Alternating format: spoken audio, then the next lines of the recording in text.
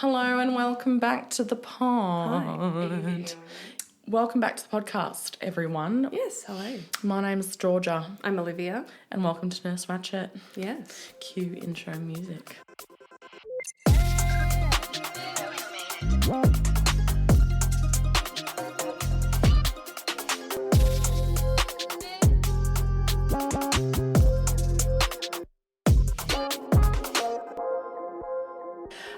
I love that music. It's great. How good is it? I just vibe out to the intro music every time it plays. I'm just fucking vibing. It's a great beat. Fucking vibing. Anyway, I'm vibing with our whole entire podcast. I'm quite proud of it, to be honest. It's doing good so far. It's doing amazing. Yes. Go us. We're not biased at all. Speaking of biased, there's a significant level of bias with the Lucy Letby case. Just going straight into it, but we'll get to it. But first, there's massive news, you guys. Oh, yes. Number one, we're still both fucking sick. So that's great. Number two, though, that's not the massive news. We have babies. Yay! Round of 3 of applause. There's 3 kittens in my house, you guys, and they're all delightful. They are adorable. Oh my gosh, I just met them. So fucking precious. Yes. So, yes, indeed, guys, we announced the pregnancy of Pretzel last episode, and wouldn't you know it, Surprise pregnancy. she just fucking birthed Unplanned. those little shits. At midnight, like you said, before you had to go to work. At the crack of midnight. That was great. At the stroke of midnight. The crack of dawn, the stroke of midnight, whatever you want to fucking say. They were brought forth into the world. Not violently, quite majestically, I would say. I got it all on camera. If you want to check it out, go to my TikTok page. It's very beautiful. Don't watch it if you're squeamish at all, because she literally eats the placenta, and it's a whole entire thing. I literally gagged, and I'm not a squeamish person. You gagged? I gagged. I was my gosh. And then I just had to remove myself while she continued to give birth. That's like me with facial surgery. Yeah. I just left and checked in on her after the first baby. And then there's 2 second times that I came back, she'd given birth. Wow. So, I know. It was amazing. I literally lost my shit. I cried. Yeah, you should hear it in the video. I announced. She sounds like she's having a panic attack. I was. Yeah, while Pretzel is completely cool, calm and collected, you are freaking She was just full pulling that baby out with her fucking teeth. She was like, let's do this. And I was like, what if the baby gets stuck? That was my thing. I was like, do I need to support her perineum? What do I need to do? Do I need to do an episiotomy? Oh, we're vets now. I mean, I'm not a midwife, and I'm scared. I'm scared of it. So I didn't want to go to the vet at the middle of the night with a cat with a baby half out its vagina. That was not on the cards for me, and I had work the next day. I didn't want to do a late early, but I had to. Apparently. She actually birthed them really quickly. I know. How dare you? She literally lost her mucus plug on my bed, guys. It could have happened at any other time, any other day. Could have happened now. She could have waited for me to come so I could have watched it. And we could have made it a fucking podcast episode. But seriously, I might take one of the kittens. We'll see. Yeah. Honestly, they're so cute. We'll post a photo to the Instagram. Or the videos. Yeah. I don't know whether Instagram's community guidelines fucking allow a fetus coming out of a cat vagina, but if you make the blood look blue, they should allow it. That's tricky. Well, trickster you. There's this horse surgery in equine surgery in I think Germany on Instagram that I follow, and it's blue. And they have the whole surgical videos, not in too much great detail, but they still show most things. But they just change. There's a filter that you can put on. It changes the blood to look blue. It's like the fucking echo pictures where you get the blood pulsing through the heart. Yes, that's exactly what it looks like. Yeah, so it's less confronting for people, and then that's how you can get past the whatever kind blue of blood, algorithm. Alien blood. Anyway, what else did we do? We went to the beach on Saturday. Yeah, we enjoyed a 30-degree day at St Kilda Beach. I was absolutely fucked after that. You were fucked. Oh my God, I swear I had some sort of heat stroke. Yeah. As you usual. Didn't get enough. You didn't get in the water enough, babe. I kept telling you, go for a swim. I wasn't in the shade enough either, Go for a swim in the bay with all of the fucking masks and... There were literal masks. Do you know actually... In the sandbed in the water. And what else did I see? Paper towel, a whole roll of paper towel. What the fuck is that doing in there? So majestic. It's great for the fish. Oh, so they good. love it. I put that shit fish in my aquarium at home because they just want paper towel, masks and plastic so badly as part of their diet. They totally do. Yeah, that's why I do it. Anyway, all of you fucking environmental deniers. We saw you should one have fish. seen it. Yeah. We saw one fish. So clearly, there is life in the ocean amongst all the pollution. What were they? Some sort of fucking minnow things? It was something. You saw it. I didn't see it. I thought you saw them because you told me what fish. You told me what kind of fish they were, though. You're like, it's some sort of carp. Oh, I was joking. Oh. Because I don't get that very okay, well. this is the joke. Carps are the only fish that fucking survive everything, and they kill everyone else. That's true, like catfish and stuff. They're a feral breed. They're a type of catfish. There are literally catfish in, I think, like China and Japan that live in sewer. Yeah, they can water live everywhere. And that's what I'm saying. Their entire diet is human poop.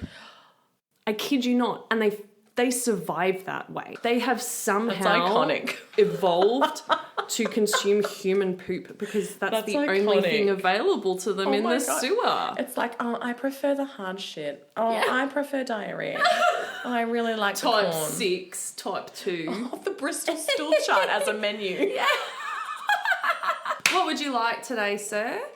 We've got breakfast, lunch and dinner all day today. Because we had Macca's yesterday, so you'll get the whole range. We've got a Melina stool with a top of fucking diarrhea. God, yes. Sounds delicious. Yeah.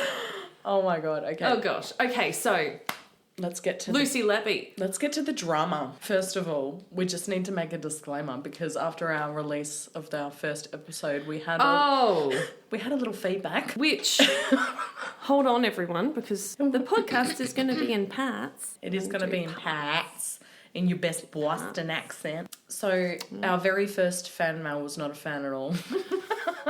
Bitch. I cried that night. Did you really? No. I was going to say. I cried inside. Did you? Oh, don't worry about it, babe. You get used to the hate. You really do. I can't live with hate in my life. I was excited. I was not like, cut oh out my for God, this. we've got our first hate comment. Yeah. How exciting. Yeah. We've made it. You're like, this is good like, this is That's what I good. said. I was like, this is great. Yeah. This is great. This does mean we are hitting people's ear holes. And true. They've listened most of the way through. And they've not liked it. Which means they're going to talk about it with people and then other people will listen and it's going to be amazing. Anyway. True. With anything, my dear, you will get hate. People just want to tear you a new asshole because they're jealous that yours is tight and theirs is loose and they just want to make your asshole as loose as theirs. Very pretty. We are on one today. I'm not sure what's in the air, but it's like, so yeah, we had some feedback that we were spreading misinformation. No, just telling the story like it's been told. Countless times over. Sorry. Yeah. So we are touching on other points of view. That's what we aim to do and that's what we have been doing. Neither of us have one specific set point of view either. Yeah, we're all I am very open to both sides. Yeah. I am very open to a million different sides. Mm-hmm. I am not going to make one decision only because it's not my fucking job. Mm-hmm. I'm just looking at it objectively. But the fact of the matter is that she has been convicted and sentenced to 15 life sentences. By a jury twice. And by a judge twice. Right. So there's got to be something in that. There's been 2 appeals. Unless they're all in on it too, and mate. the hearing. They're all in on it. 2 appeals and an independent hearing, is that right? 2 trials. Something. Appeal and the Thirlwall inquiry. Thirlwall inquiry. I don't really know how to pronounce it because of the spelling. Thirlwall. Yeah, that. Thirlwall. I think it's Thirlwall. Okay, Thirlwall. Yeah. Anyway, it's a independent inquiry separate from the appeal process, and it can sort of like I'll explain it all. Okay, great. We'll get into it. But all of that being said, we're just giving you what we know. Yeah, exactly. And we're on our own little journey, following a timeline as well of what has been happening from pretty much the very start as well. Whatever we or I say. That is not necessarily at all what we believe. Yeah. That's just not the case at all. Unless we're giving you our honest opinion, which we often do, don't we? Yeah. But when I'm talking about this and I'm quoting certain things and I'm saying this is what happened in the trial and this is what she was convicted of because they found that this baby died of this initially, That's all that is just me talking about what's been said, what's been presented. Yeah, exactly. What has happened. That's not saying that is what I believe. So just wanted to clarify that. Because, again, we're open to all points of view and sides. And we're going to touch on some of the other opinions today. She could be guilty, she could be not guilty. We will never, ever we really, truly know the truth, we weren't there. Of course. But we ain't her. You know, she's been convicted, so I'm going to dogpile on her a little bit. So until I'm proven otherwise, yes, you're welcome to present your case. And anyway, she is no longer innocent until proven guilty. She's been proven guilty. Yeah. So multiple times. Let's just say that as well. In a fucking court of law. All right, go. All right, so. Sorry. Fuck. It just fell out of my esophagus. You know, when I was 2 years old, I had a poop fall out of my asshole in the backyard when I was playing.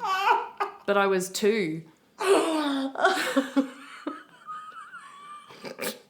There's a photo. My parents have a photo of me with a large sausage hanging out my ass. Oh my God, are you joking? No, I'm dead fucking serious. It's 1998, people. You know the year. Do you know the time, the date? It was around lunchtime. It was certainly daylight. It was summer. It was after a big meal. I was a big eater.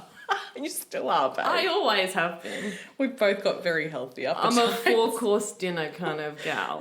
Like, oh shit! If anyone has aversion to poop talk, we severely apologise, but not because I find it really funny. That was hilarious.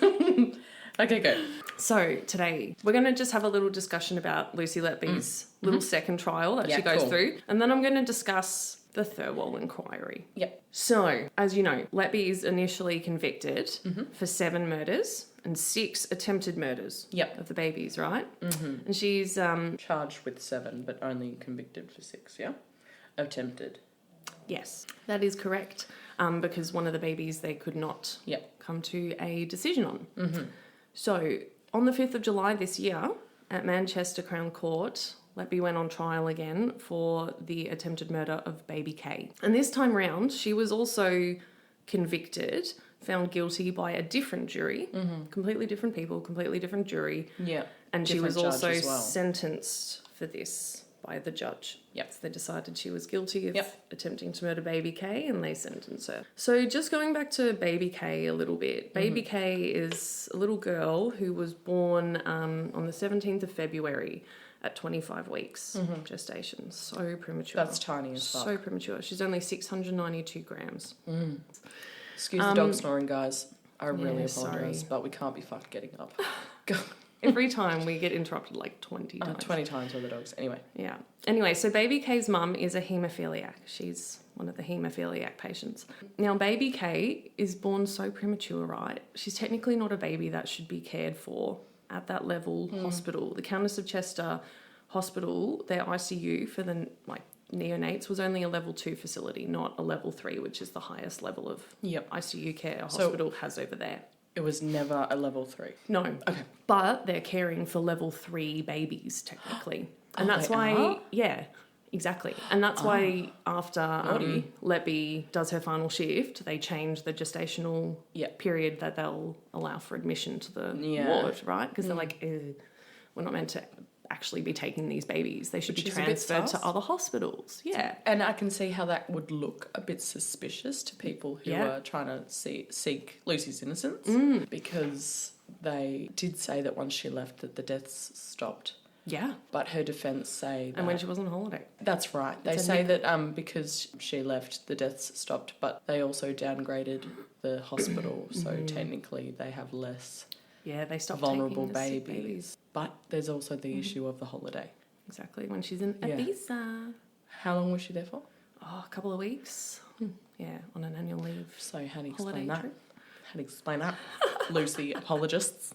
Anyway. So when the judge sentences Lucy for baby Kay, he mentions how the nurse that was assigned to baby Kay asked Letby one night to care for baby Kay for a short while she went to speak to the parents to update them about baby K's progress. Yep. And while her assigned nurse is gone, apparently Letby took that opportunity to attempt to kill baby K by dislodging her breathing tube, which then caused her oxygen saturation levels to drop. And then apparently she silenced the alarms on the machine while she was standing over the baby and not taking any action to remedy her dropping oxygen levels. Apparently the consultant in charge that night, Dr. Ravi Jayaram, J-Ram. Dr. RJ. RJ Ram.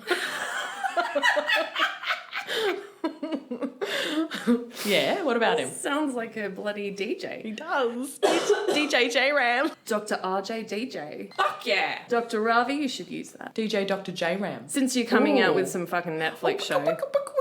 Yeah, that should be your next thing. Yeah. Anyway, continue. Anyway, apparently this doctor was already apprehensive about Letby caring for baby K at all, due to the other strange incidents that had occurred on the unit. Suspicious at this point. Yeah, apparently. So that same night, he came to check on baby K, and he claims that he saw Letby standing at her incubator with the alarm silenced, just watching her desaturate and not doing anything. Wait, really? Yes. He fucking witnessed her doing it, basically. He claimed. Interesting. Originally, he claimed. Oh, did he change his mind? Yeah. Okay. He apparently takes over from Letby. He's like, what the fuck are you doing? Yeah, and he starts ventilating baby K with a mask and has to intubate her. She restabilizes, but apparently Letby interferes with her breathing tube again later that night, and she deteriorates again, is transferred to another hospital and dies 3 days later on the 20th of February. How was she allowed back in that room when he has suspicion, and B, she's not even her nurse? But at this point, he hasn't said anything about these suspicions. This was later in the year. He's just keeping it to himself. This is probably the kicker sort of fucking incident where he's like, because watching her, like, watch the baby desat, that'd really make you suspicious. Anyway, continue. The judge mentions, at the end in his sentencing remarks that he acknowledges that baby K was an extremely premature baby and that her death cannot be entirely attributed to Letby's actions alone. There's no proof that her actions actually caused the death, and also baby died 3 days later. So could have died from something else actually. But even then, she's to be sentenced for attempting to murder baby K based on the evidence presented in court in trial, which is entirely circumstantial. AKA the fact that she was eyewitness there on the shift with the patterns, and apparently Dr. Ravi Jayaram saw her not taking any action. And why else would the baby desaturate, and how else would the breathing tube have gotten dislodged? Like, it wasn't sitting where it's meant to be, so it's obviously been dislodged. How did that happen? I don't think the baby's pulling it out themselves, right? I think they can. I know they can be dislodged, like, just spontaneously. Their arms swing around. Babies, they But swing. if they're sedated... But they know that as they well. Would be sedated if they're idiots. They work with babies all the time. Now, just touching on the previous episode where I mentioned that document that includes the table outlining all of the shifts that Letby was on for each of the babies that died. There is now, in fact, actual evidence that there were a lot more deaths on the unit that Letby was not there for at all. She wasn't on shift. They just weren't included in the document as evidence because... It was like a total of 15 deaths that year. Yeah. But they could be explained away. I don't think that the ones that Lucy was pinned for were unexpected deaths. And the ones that weren't attributed to her were predicted deaths. You're the ones they saw coming. Yeah, because when you're an expert in that fucking neonate field, you can see impending death for neonates. So they originally included the doctors in that document. Oh, they did? And then it was removed, those details, just to For include court? nurses only. No. I wonder why. I wonder if they, found another pattern of it from a doctor, and it was, some sort of cover-up. Who knows? There is another doctor amongst that group of 4 under fire for their conduct. Oh, really? Who's that? Dr. B. Dr. B. Yeah. There's Dr. B, then there's Dr. A, who was in cahoots with Lucy. There's Dr. B, there's Dr. A, who is anonymous because he fucked Lucy. Then there's J. Ram, and then there's the other guy who did the document. What's his name? Are you talking about Steve Brewery? Or... Yeah. Yeah, okay. Yeah. So there's those 4 who brought the evidence to the prosecution or whatever. Anyway, Dr. B is a woman and she's anonymous as well. There was a baby death in 2015 or before where she had a failed intubation and she intubated the esophagus and she's a consultant and she was intubating with a trainee. And there was like so much, you know when you've intubated the esophagus. Coming from 2 nurses who work in the OR every day, who see intubations all the time, you know when you've intubated the esophagus because you don't get CO2, you don't get chest... You can get some chest rise and fall. Yeah, but you're really just pumping up the stomach with air. Yeah. And you don't get much fogging in the tube. But the real indicator is the CO2. If you intubate the stomach, you don't know that. And a fucking neonate consultant would know that. Anyway, she intubated the esophagus, the baby died. And that was kind of swept under the rug a little bit. So that was one of the deaths. So misconduct. So she didn't pick up on the fact that it was an esophageal intubation. Yeah. But to your point, there are some dodgy things going on behind the scenes in regards to the doctors. Yeah. Yeah. And, I was also wondering, did they not include those other deaths on the unit because it wasn't convenient? It doesn't make Lucy look guilty because they want to use her as a scapegoat? Is that potentially why? Was it doctored? Was it... doesn't fit the narrative that they're going for. And that's what people that there's are saying. A killer nurse. The Lucy apologists say that document is statistically incorrect because it doesn't take into account all of the... Every single staff member. Other factors, and it kind of encourages an unconscious bias. But that being said, on the other hand, prosecution says that they don't just rely on that one document to convict her. The burden of proof is on them to prove that she did it, and they did. Not just by that one document. Twice. Yeah, of course. So that takes us to the Thirlwall inquiry. Yep. The Thirlwall inquiry is an inquiry taking place in the UK that's being led by a lady called the Honourable Lady Justice Thirlwall. And she's an English judge of the Court of Appeal of England and Wales in the UK. Now, a statutory inquiry, which is what this is an independent investigation that's conducted to investigate issues of serious public concern. So in this case, an investigation into the events that took place at an NHS Trust hospital following the trial and conviction of Lucy Letby. The inquiry is going to hear evidence from the parents of all the victims, from hospital managers, nursing colleagues and doctors, as well as examine whether suspicions about Letby should have been raised earlier and whether management responded appropriately or not about the concerns. It's also going Which they did not. No. We clearly know that they didn't. Doesn't look like it at all. It's also going to explore how the culture amongst the NHS could be changed, how management could be changed or improved to protect babies better. Yep. At the conclusion of this inquiry, Lady Thirlwall will write a report with all her recommendations of what can be done to the health secretary. Okay. Yeah, so it's not this is a massive thing. This is potentially going to change the way the entire NHS is. Hopefully, because it's a fucking pile of shit. Yeah. I've heard. It's almost worse than America. I mean, from what I hear. I think they're on really par with each struggling. other. There's a whole list of questions in which the inquiry is going to try and find answers to. And these questions regard 3 main things, the 3 main parts of this inquiry, part A, B and C. Okay. Part A is basically going to cover all the experiences of all the parents whose babies are named on the indictment of the criminal trials. Part B is going to be focusing on the conduct of all of those working at the Countess of Chester Hospital, including the board, managers, doctors, nurses and midwives. Okay, nice. During the period which Letby worked there. So not before or after. Yeah, okay. And then part C, the wider NHS, so culture, governance problems, professional regulation improvements, and increasing the accountability of senior managers and the higher ups, basically. So this is way bigger than Lucy Letby. Yeah, this goes so deep. This goes so far. This is why it's going to take months and months. And that's why I'm thinking, I can just keep going. We'll just keep going with this. Yeah. Part 4, 5, 6. Yeah, well, whatever. True. Not necessarily every single time, but maybe, every couple of months. An update. We'll give you an update. So in the Thirlwall review, I keep saying that completely wrong. That's all right. Who cares? We're Australian. We don't pronounce things right anyway. Nah. Can't. Oh, gosh. Yeah, nah, yeah. Yeah, nah. So in the Thirlwall review, one of the hundreds of pieces of evidence, hundreds and hundreds, my God, you should have seen me sifting through all this crap. Is this the transcript or... Everything. Has it happened? Has the Thirlwall review It's currently happened? in week It's still happening. 9. Okay, it's commenced. It's ongoing. Oh, Gotcha. yes. Gotcha. Oh, yes, it's happening. It's in full swing. Okay. Dr. Ravi Jayaram is currently the one being questioned. Ooh. The most recent person. One of the hundreds of pieces of evidence that is closely examined is a written statement from Lucy Letby that relates to her removal from the neonatal unit that she writes in July 2016. Okay. Now, in this statement, she talks about how her life has been turned upside down and that there has been extreme dishonesty throughout the process of putting her employment on hold and redeploying her. She says how it is extremely unprofessional and hurtful to have such unsubstantiated comments made towards her in public areas and in meetings, with team members on the unit referring to her as things like the angel of death, murderer on the unit, and cold and calculated. I mean, a spade's a spade. See, are these just rumours? People talk, you know what it's like at work. Yep, I do.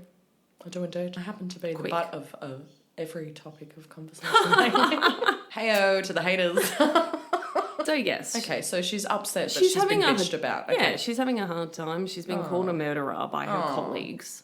You know. Basically. Okay. But are you? We shall probably never find out. She also mentions in her statement how she's disappointed to learn that the analysis tables used relating to the mortality rates on the unit had columns that were amended by the team. I don't know what it means by the team. I'm assuming the doctors. Admin people of some sort, with information relating to the involvement of medical staff being removed. Yeah. So they put a table so no doctors with on all the the nurses and doctors, and then they amended it apparently. Yeah, okay. And she insists that her willingness to keep working as normal, despite her taking time off being suggested numerous times by colleagues, is because she is completely innocent of all verbal allegations being made against her. Or you're a narcissist. Yeah. And she openly states how she believes that the situation has been dealt with a lot of secrecy so far. She's not been kept in the loop of what's actually happening. She has no idea that there are real true concerns about her, that there's any sort of investigation or chatting happening about her behind the scenes. She's got no idea, right? She just knows that she's been redeployed, her employment's been put on hold, and she doesn't really know why. She's like, what the fuck's going on? If you're suspected of a murder, why would they let you in on that? They're trying to fucking pin it on you because... Yeah. Hello? But it's meant to be like open disclosure in a way, isn't it? Because that's only for patients and their families. But wouldn't you want to know that you're being investigated? I reckon you should probably be suspended and fucking removed. But you should know why you are not allowed to work on the unit anymore. Yeah. I think that's unfair to say, hey, you're not allowed to come to work, but we can't tell you why. But you can understand why. Probably. Yeah, but imagine if you're completely innocent though. Yeah. I would be like, what the fuck, dude? What's happening? I'm not allowed to come to work and you won't tell me what I've done wrong. Like, what is going on? I they have should no have clue at what's least happening. Said we're investigating the deaths. Or we're investigating your suspicious conduct. about. They should have said something. Yeah. And they didn't. So then she's written this statement saying how much this has affected her and how much it's like fucking with her head. Okay. Anyway, so she says that the whole situation has been dealt with a lot of secrecy and that she's completely innocent of all these verbal allegations, and that in her opinion it's been dealt with secrecy to protect the hospital and not to benefit her as a nurse, because she has never had anything to hide, she says. So look, I see this point of view in the sense that her willingness to keep coming to work is normal. Yeah, she could be a narcissist and I don't care, no one's going to figure out what I'm doing, I'm just going to go to work and kill another baby, no problem. Yeah. Or she could be completely innocent and she just wants to come to work because she's not doing anything wrong. Was this before the and she's trial? Just like, what the fuck? Was this before she got arrested? Yes. And so she wrote this letter to them? Yes. Okay. Like a statement. I can understand that. With the help of a lawyer and stuff. Gotcha. Just like, I can understand that. So Letby, she goes on to mention how hurt and disappointed she is to not have had any support in any way during this pausing of her employment, and that it has been immensely detrimental. Detrimental, babe. Detrimental. No, not dent. I know. You want a dental treat? Remental? Fuck. I can't talk. That's fine. None of us can. You should hear me at work sometimes. I sound like I have one brain cell. People must look at me and go, does she go to school? They do, babe. What? Yeah. I graduated with a high distinction. So did I. I'm good at English. I can write great English. I can't pronounce the words sometimes. That's why we got really great grad years and it just went downhill from there. didn't it? We put in the effort to get into our grad year, and then we're bye-bye. We fucking made it. It's time to annihilate our brown cells one by one. Yeah. Every Saturday night. So Letby mentions how hurt and disappointed she is to not have been supported in any way during this time of having her employment paused, and that this has been very detrimental to her and her family and friends in general, and that she intends to make a statement to all of her colleagues in order to be as open and honest as possible about what is going on regarding her restricted contract. So she doesn't really know that she's being investigated, but she wants to be open and honest, saying that, I don't know what's happening, but I didn't do anything wrong. She really gives a fuck what people think of her, doesn't she? Yeah, you're right. Yeah. Hey, I didn't even look at it that way. Yeah, but it's clear from all the text messages and shit that she sent. Yeah, her image is important to her. Whether that be insecurity or whether that be a narcissist trait, who knows? She also expresses her wishes to rebuild the relationships that she has with her colleagues on the unit, despite them calling her these nasty names and stuff like that. She's very, very eager. Good luck, babe. And how she wishes to be supported in her return to the team so that she can start to return to the kind of person she was before all of this happened. Yeah, I just want to go back to the way things were when Yeah. you were killing the babies. Anyway.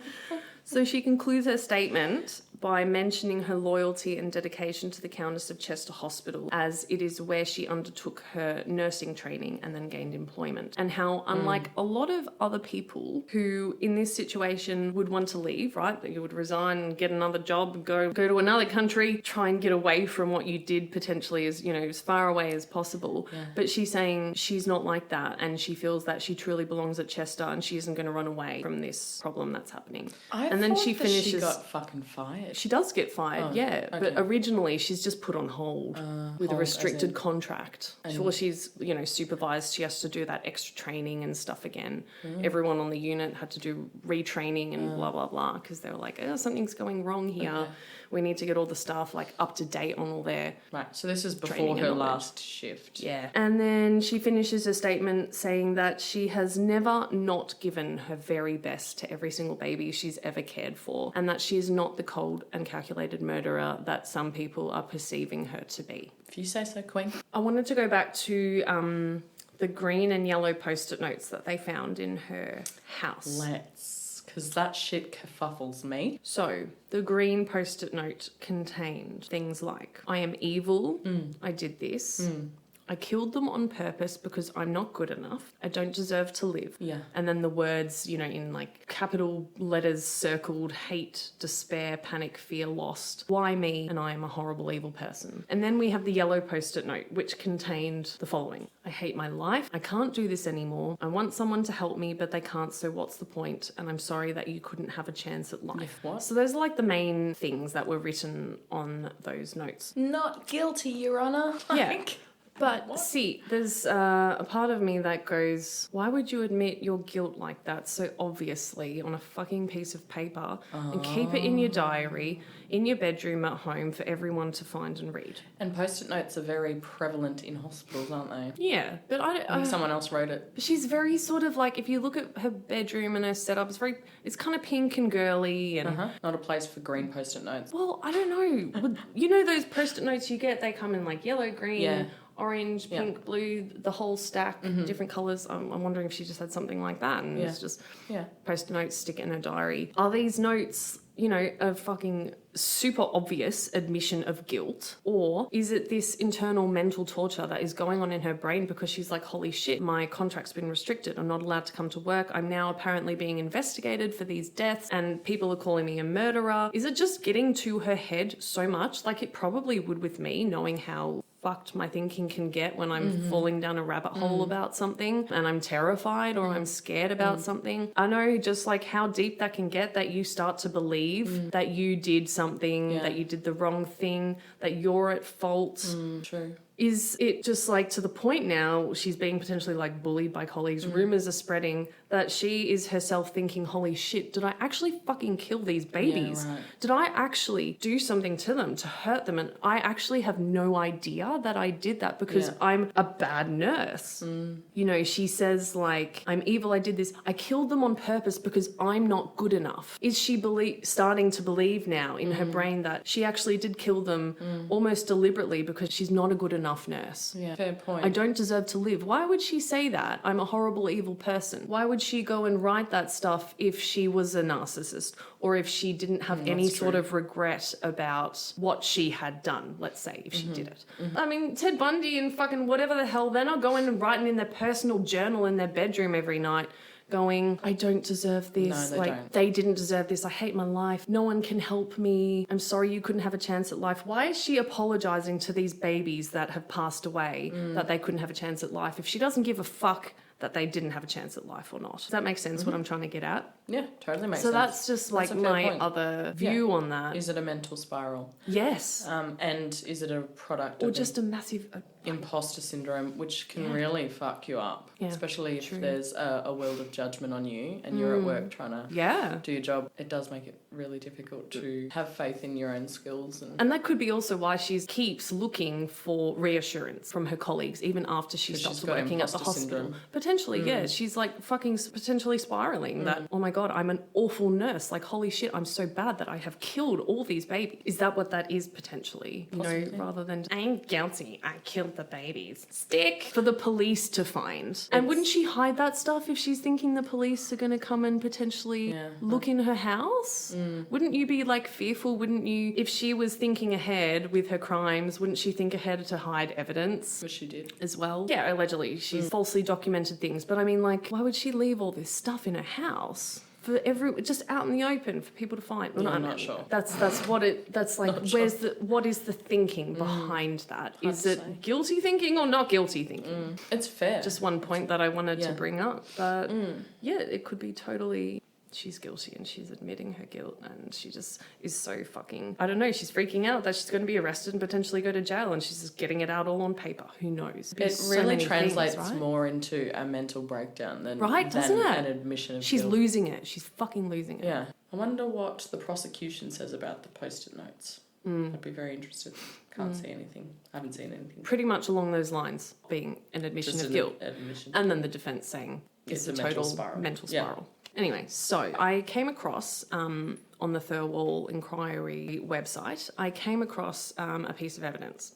And it's this investigation report written by a Dr. Christopher Green. Now, he mentions in his report how Letby at no point in time was under any formal investigation up until the point where, you know, she has been removed from the hospital as an employee. And how the alleged accusations that have been made without any true basis to them have had serious damage to Letby's working relationships and her general health and well-being. Yep, as you could expect. Yeah. And apparently in all of the interviews with all of the executives and managers, they all acknowledge that Letby was not provided with any information relating to the consultant's accusations against her, and that there seems to be an attitude amongst these individuals that if we did the wrong thing, it was for the right reasons.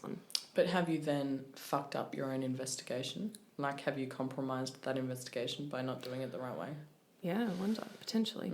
Anyway, Dr. Green concludes in his report that the trust has not been open and honest with Letby at all in relation to the circumstances surrounding her redeployment. Dr. Green mentions how during the course of this investigation against Letby, he himself was not made aware at any point of any evidence relating to any wrongdoing by Letby. The only evidence was that there was repeated reference to a pattern between dates and times that Letby had been on duty at work and the collapse and death of a significant number of babies. I'm sorry, who is Dr. Green again? Yes, one of the doctors on the board of the hospital, I believe. Okay, so he's made an inquiry. Yes, he's done an investigation and a report into has Letby been treated fairly? Has she been informed of what is going on? And this is for the Thirlwall inquiry? Yes. Okay, following. This is a piece of evidence that I found in the Thirlwall inquiry. Gotcha. He wrote this to... Okay.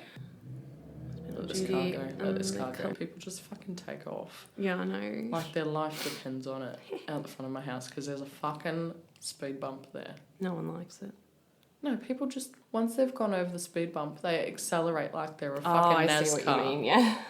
I've got to make up for the time lost going over this fucking speed bump. Zoom, man. Down a fucking suburban street. Go fuck yourselves, all of you. Anyway. So Dr. Green mentions how during the course of this investigation against Letby, he has not been made aware at any point of any evidence relating to any wrongdoing by her. Although there has been repeated reference to a pattern between dates and times that Letby has been on duty and the collapse and death of a significant number of babies. However, this pattern is the only supporting information or data regarding any potential wrongdoing by Letby, and that this has not been shared with her. So that she can't defend herself. Yeah, basically. They're just collating all this information against her, putting a case together, and she's got no idea. Yeah, that seems wrong. Not fair, is it? No, because if you're like... She has every right to be able to defend herself. You're being reprimanded by a hospital, they give you a warning, they give you another warning. So you can get your rep in, shit. They give you another written warning, and then they sit you down. Basically, he says there is no solid proof of any obvious wrongdoing because no one has actually seen her harm a baby. So in addition to this investigative report by Dr. Green, there are many medical experts that have raised concerns over the total lack of evidence presented at her trials. And in August earlier this year, over 20 individual scientists, medics and statisticians wrote to the Health Secretary, who is Wes Streeting, calling for this Thirlwall inquiry to be postponed to allow for further investigation and to hear wider professional concerns. And these individuals all mention their concerns regarding the inquiry's terms of reference, so the whole point of the inquiry, right? And that they may unintentionally deflect from multiple potential causes of neonatal deaths at the Countess of Chester Hospital and thus miss the opportunities to draw the correct wider lessons for the NHS. These individuals also expressed concerns over how the legal system could be vulnerable to errors when dealing with intricate scientific evidence, especially in cases involving statistical anomalies in healthcare settings and the complex physiology of neonates. So basically their questioning is the focus of this inquiry too much on Letby and the baby's families and not enough on the hospital and the wider NHS. They don't think she fucking did it. They don't think she fucking did it. But can both things be true at once, you know? I think that is something that's being missed here. But seriously, like, fair enough. Like, I think the whole NHS needs a big fucking reboot, eh? Yeah, but it's like, I think what they're trying to say is that the inquiry seems to be wanting to focus on how Letby was able to get away with her crimes for so long before she was stopped, instead of looking at the faults in the hospital and the NHS system. So they're saying, like, how was she able to get away with her apparent crimes? And they're still acting as if she's guilty instead of acting as if she may actually not be guilty. And that the fault of these deaths may rest entirely on the hospital and the NHS and the lack of proper care and facilities. But what is the purpose of the Thirlwall inquiry? Is it to focus specifically on Lucy Letby and how she managed to kill them? Because I would really like to know, fucking know, if she did kill these kids, how the fuck she did get away with it for so long. And I've been saying that throughout this whole podcast series. How the fuck did they not notice? How the fuck, you know? But like, from what you explained earlier, it looks like they are going to delve into the wider NHS and really hospital systemic issues. They're questioning the really high up people. So what's the issue? At the end of the day, to look into both potential sides, you know what I mean? Or potential causes of these infant deaths, you know? But they denied the delay, obviously, because it's fucking happening. But it's just like, what is going to come out of this in the end? Are they looking at all to try and find if she's innocent, like in this inquiry? I don't think so. It doesn't sound like it. See, that's what that's another thing. All these people that have written saying that, hey, can we put a pause on this inquiry because something still isn't right? I was listening to a podcast earlier about it, and it was a barrister who was talking about things, and he said that once it's all said and done and there's sufficient evidence to show that there could be an alternate cause to the deaths, then it could reopen a third appeal. Yeah, right. So there's that possibility, but this in itself is not an appeal. You know what I mean? Yeah. No, it's not. The only reason that she would be exonerated is if new evidence came to light to prove that these babies didn't die from homicidal causes, and they could prove that they died of natural causes, because that's the only other option. Really. Except that there is this one question of the hospital being unhygienic. The hospital being built in the 60s on top of a really old asylum. And of course, massive understaffing is one of the main things, of course, that consistently comes up. Yeah. So and also taking level 3 babies in a level 2 only facility. 100%. Wow. Yeah. Shocking that something bad would potentially happen. The theories that are floating around in regards to Lucy Letby potentially being innocent, or she was just convicted based on shitty evidence, not necessarily, like, they're not necessarily saying she didn't do it, but they are saying that she wasn't given a fair trial. Basically, they didn't consider other options. They didn't consider other possible causes of babies' deaths. And one of the things that they're looking into is that there was Pseudomonas floating around the hospital because it was such an old, fucked up hospital. They had really old plumbing that kept getting clogged or getting cracked. Yes, I've heard of this. And it was like backing up into the sinks and shit. There's a report. Fecal matter and stuff. Yeah. Yeah. Like, the hospital was literally flooded with shit multiple times. Like, the neonatal unit was... Wow. The entire floor was flooded. There's a maintenance document that was presented as evidence on the defence's side. It was literally the only thing that they presented. Wow. Yeah. Because they don't have to prove her innocent. They just have to discredit the prosecution's evidence that she's guilty. Yeah, Again, you don't have to prove innocence, do you? Again, the burden of proof is on the prosecution. Innocent until proven guilty. Yeah, so the defence literally only have to discredit their evidence, which they failed to do. Anyway, the only thing they presented was this document from the maintenance crew at the Countess of Chester, and it was literally just them listing during 2015 all of the fucking floods and shit that happened throughout the hospital, and it happened countless times. And they also filed a report to the Countess of Chester and said it was like a high risk report, flagging it and saying you need to do something about it because we've swabbed the taps and it has Pseudomonas on it. Yuck. And as you know, and for anyone who doesn't know, Pseudomonas is a pretty lethal bug, especially for a neonate that has very resistant to penicillins, and it's very lethal to humans without an immune system, like especially if it gets in your like respiratory system. I'm pretty sure Pseudomonas is airborne as well. Yeah, not sure, but it causes pretty severe pneumonia. So it's droplet precautions. Yeah, because it can get in your skin. Like people get Pseudomonas infections in their wounds everywhere. And stuff. Yeah, fucking everywhere, and it's impossible to get rid of. So there's countless reports of the hospital being filthy. Like even the parents say so. Aeroplane. Even the parents say so in a lot of their reports. In the Thirlwall inquiry, I think there's been testimony from the father of the triplets who lost 2 of them, and he said that during the cesarean that the operating room looked dark, dingy, something out of a fucking apocalypse. That's not a direct quote, but I'd be interested to find some more photos of the hospital if I can, because I've obviously come across the photos of the neonatal unit, which looks dark and dingy in itself. Yeah, it looks and the cots look like pathetic. There wasn't adequate social distancing, all of that shit. This is pre-pandemic, but infection control and all that. Apparently the cots were too close together. There was not enough washing of hands. There was a lot of dirty practice, which is interesting. And then there's the theories that babies left and improved elsewhere, which could still be attributed to them being away from fucking Lucy, but it could still be attributed to the fact that the hospital was breathing in Pseudomonas filthy. anymore. So the theories are that the babies died of sepsis, all of them. Yeah. Which would explain going downhill so incredibly quickly as well. But it wouldn't explain, they've all had autopsies, and the coroner or the pathologist that did the autopsy said that they died of pulmonary embolisms. Yeah, there was all kinds hemorrhages, of trauma.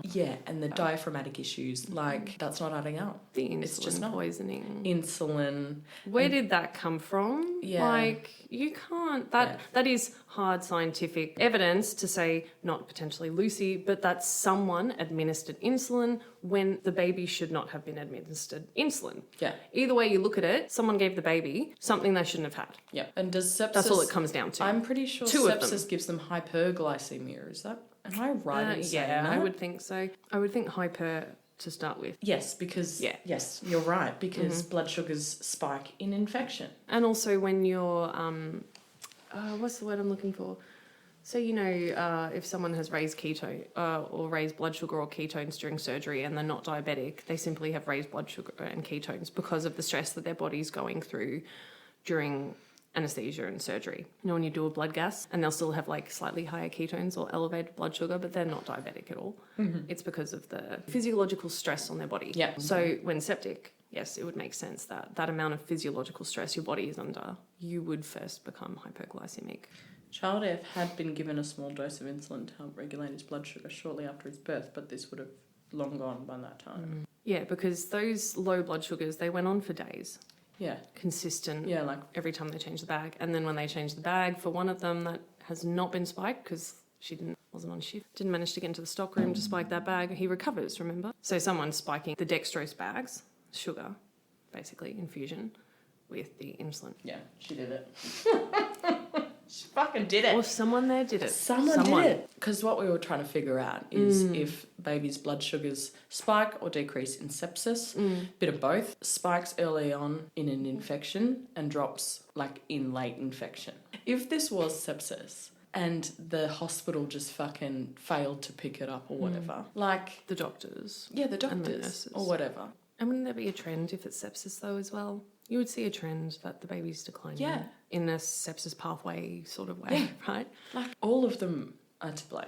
Like... Multi-level failings. Yeah. Not all of them had these massive drops in blood sugar, except for just 2. And then others died in other ways. Like, it's not just like a sepsis-looking pathway. Like... And how common is it for, let's say, a murderer to choose multiple different modes of murder? I think people do it, though. Yeah, absolutely. But it seems that murderers, serial killers, they have... An MO.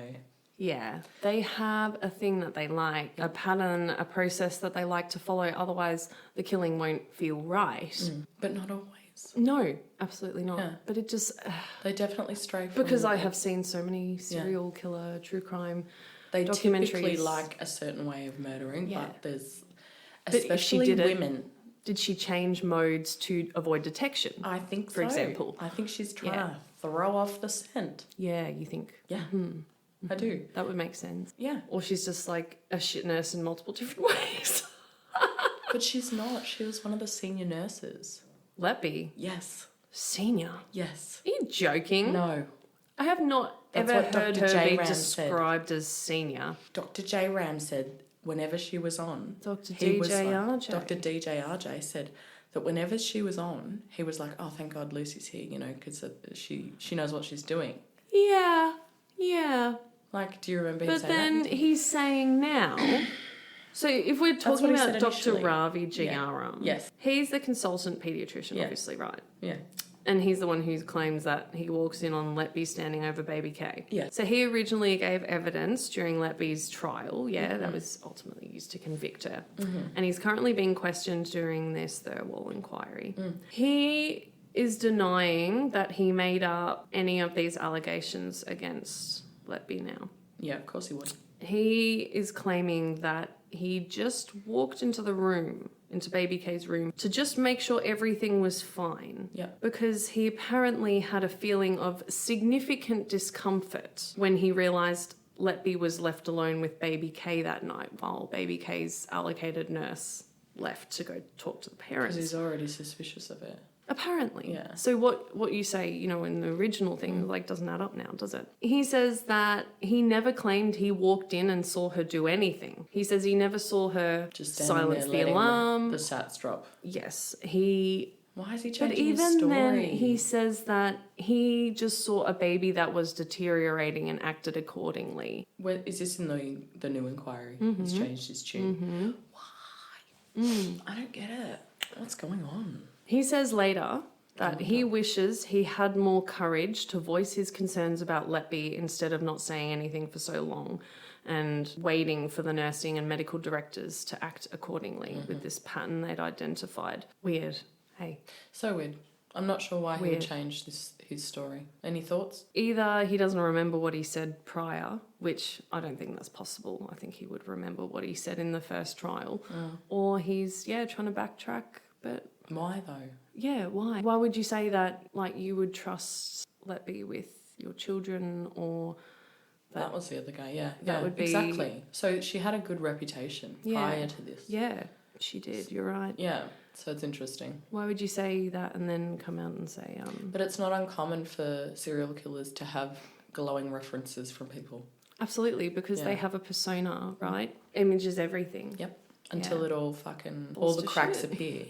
People start finding things that look sus. Yep. And sound a bit off. Yeah, people can be flawed and the system can be flawed. I think it's a system that allowed, in my opinion, this is my opinion, I think it's a system that allowed a serial killer to fucking run rampant amongst its walls. Yeah. Plain and simple. There are evil nurses out there for sure. For sure.